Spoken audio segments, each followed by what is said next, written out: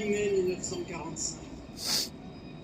Par 2 fois, l'Allemagne a signé sa capitulation sans condition. Pour l'Europe, la délivrance est là. La guerre est finie.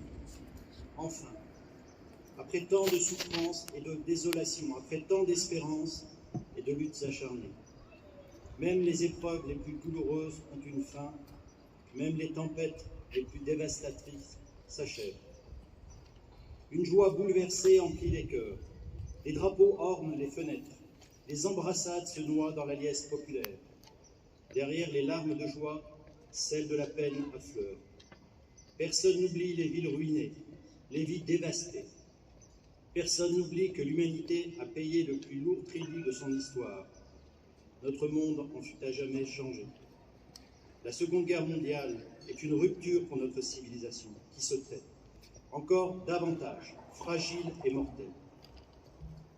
76 ans plus tard, reliés par notre mémoire commune et épris de la même reconnaissance, nous nous unissons par la pensée et par notre hommage pour saluer le souvenir de celles et ceux qui ont combattu et abattu le fléau nazi. Pour notre pays, rien ne fut simple. Ce combat prit de nombreux visages et la victoire mit chemin. Malgré les ardents soldats de Montcornet, d'Abbeville, des Halles, de Saumur et tous ceux de 40, l'ombre de l'occupation, de la division puis de la collaboration a jeté son voile obscur sur la France.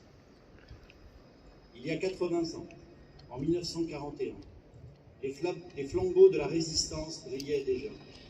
Le flot du refus et de l'espérance montait, tandis que la répression forgeait son funeste souvenir à Châteaubriand, au camp de Souges ou au Mont Valérien.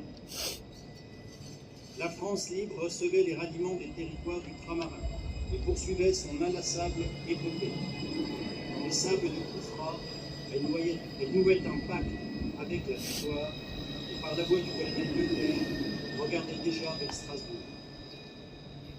À l'instar d'Hubert Germain, dernier des compagnons de la Libération, ce fut toute une jeunesse ardente et résistante qui refusa la défaite et l'asservissement, qui refusa de servir les desseins de l'occupant. Tous, ils ont permis à la France de s'asseoir à la table des vainqueurs.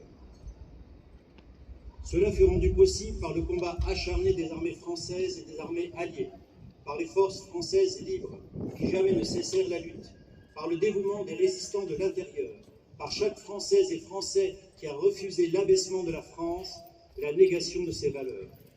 Notre gratitude demeure indéfectible. Entendons les mots de Malraux. Un monde sans espoir est irrespirable. La victoire de 1945 est le succès de l'espérance, mais elle est aussi l'aube d'un nouvel effort collectif pour la reconstruction, pour la paix et pour l'ordre. Hier comme aujourd'hui, face aux épreuves et aux crises du temps, la nation française se tient debout, résiliente et espérante. Unie et solidaire, souvenons-nous de l'adversité surmontée et de la liberté reconquise. Vive la République, vive la France. Personne n'applaudit.